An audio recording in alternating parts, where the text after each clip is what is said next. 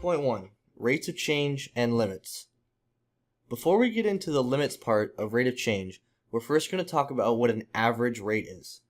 And the most common average rate we use and talk about in real life is average speed. What I mean by this is if you travel in a car, say 100 miles, and it took you 1 hour, you would say you went an average speed of 100 miles an hour. We know this is not true because you probably had to accelerate from 0 and slow down when you stopped, or you had to go around a turn, slow down, or speed up. So we typically talk about the average speed. So average speed is found by dividing the distance covered by the elapsed time. As in, we went 100 miles in 1 hour, so 100 miles an hour. The units are given in length per time. And some very common examples would be miles per hour, feet per second, and yard per minute.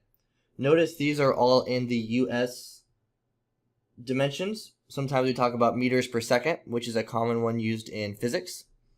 But for this class, we're typically going to stay in miles per hour or feet per second. We rarely use yard per minute, but sometimes it is used. Example 1. A rock breaks loose from the top of a tall cliff. What is the average speed during the first 2 seconds of fall?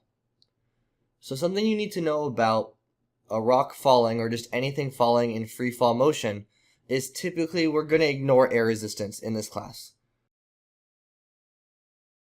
Which means that things do not have a terminal velocity, so they will keep accelerating forever. So a free fall motion is expressed by y is equal to 16t squared. And this is given in feet per second. So it's very important to notice those units. So it's foot per second. So the distance traveled is the change in height, and we're going to call that delta y. The time it takes to fall is the change in time, and we're going to call that delta t. So delta, this triangular symbol right here, this stands for delta. And delta means the change in. And so what we're really looking for is to find average speed is we need the change in distance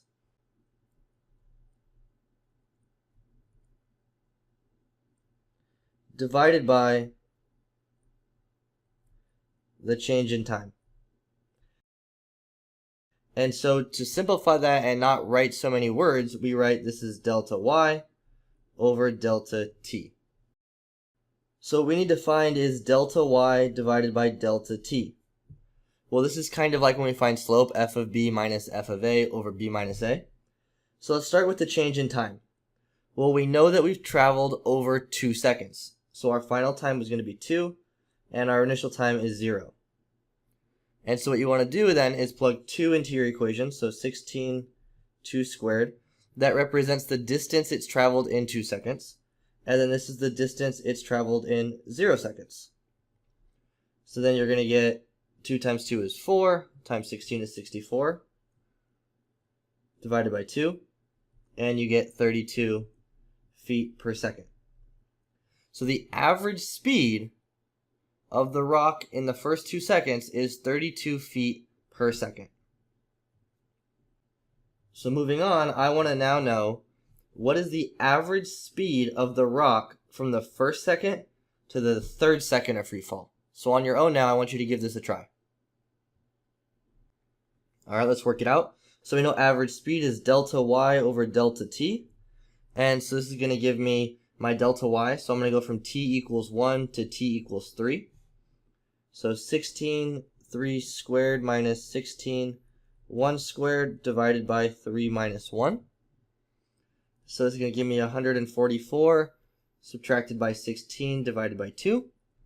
128 over 2, which is 64 feet per second. And it makes sense, the longer this thing falls, the faster it's going to move.